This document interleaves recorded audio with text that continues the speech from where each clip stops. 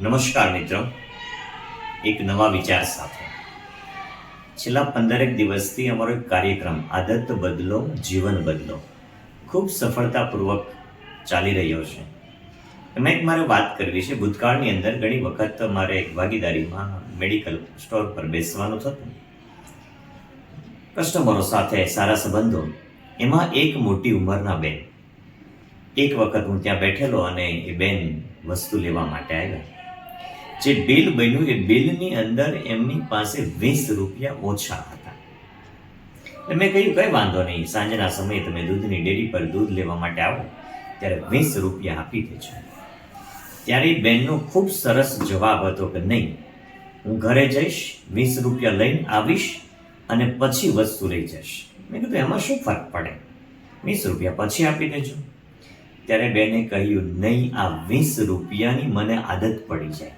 આજે હું 20નું ઉધારી પર લઈ જઈશ, કાલે હું 200નું લઈ જઈશ, સમય જતાં મને 2000ની પણ આદત પડી જાય.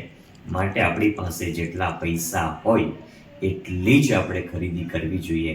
આ બેનનો આ વિચાર મને ખૂબ ગમ્યો, કારણ કે આદત પડી જાય.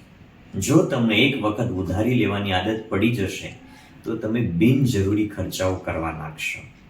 જેમ કે વર્તમાન સમયની અંદર મોબાઈલ તો કે ભાઈ લોન પર મળે, ટીવી તો કે લોન પર મળે, ફ્રીજ તો કે લોન પર મળે, બાઇક તો કે લોન પર મળે, કાર તો કે લોન પર મળે.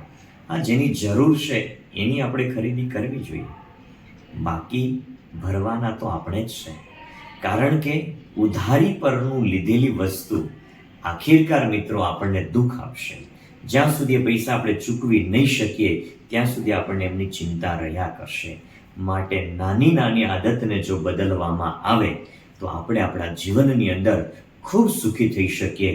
માટે મિત્રો આજથી સંકલ્પ કરીએ, એક નાનકડી આદત આપણે બદલીએ અને આપણા પરિવારને આપણે સુખમય બનાવીએ. અજય ગંગાણીના રાધે.